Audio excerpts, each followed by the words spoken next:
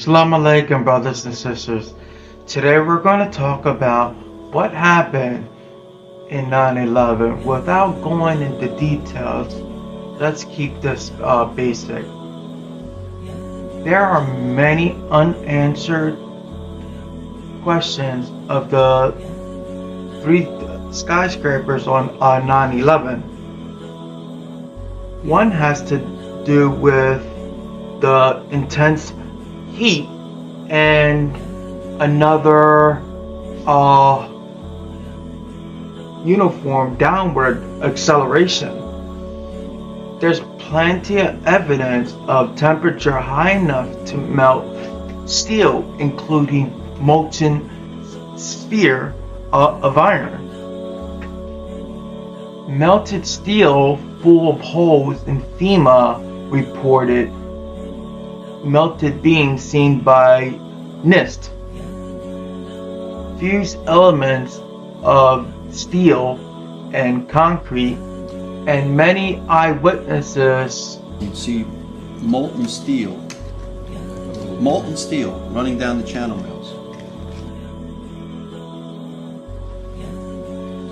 So the question is, what heat melted that steel off? To liquefy steel, but you can bend steel with your bare hands if it gets over like 1800 degrees. That's not very hot in the realm of, fire, especially when fueled by kerosene from jet fuel. I mean, it can compromise the integrity of any structure. Trust me. So he's very wrong. Question remains, where did the heat come from?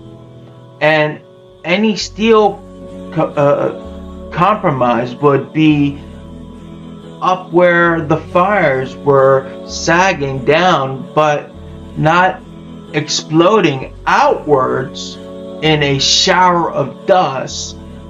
Others have posted experience proving obvious that if you heat steel red hot, it gets very weak. So I am taking time out of my busy day to try to put to rest one of the more moronic things I have seen on the internet lately, and that's saying something.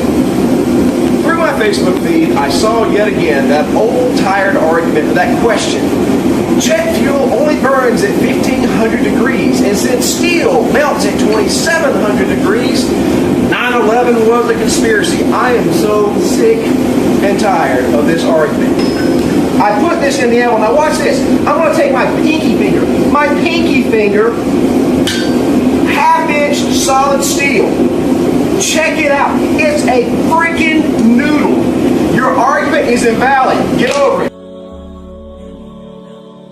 Most people, and certainly thousands, architects and engineers already knew that they already knew this. So what can we learn from his experience if we apply it to the 9/11 towers? Well, if all the steel in the tower lobby was red hot and there was a horizontal force like a strong wind, the tower should have tipped over. But where was the heat was way up on the upper floor. Where was the heat? It was way up on the upper floor. The lower floors remained stone cold and very strong as people evacuated. How did the lower towers fall? The upper floor is accelerated down into the larger, cold, stronger structure below, and the only force we are told that caused this remarkable motion was a downward from gravity alone. If you hold this up as a reason for conspiracy, you are are an idiot.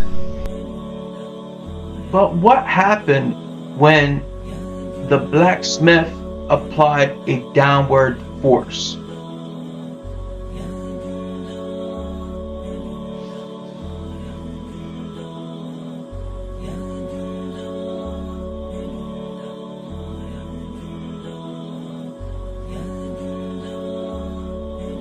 The steel rod didn't accelerate down like the top of the towers, and he's right. Obviously, it's not melted, but that's what the same jet fuel can't melt steel. It's all about those fires couldn't have melted that steel.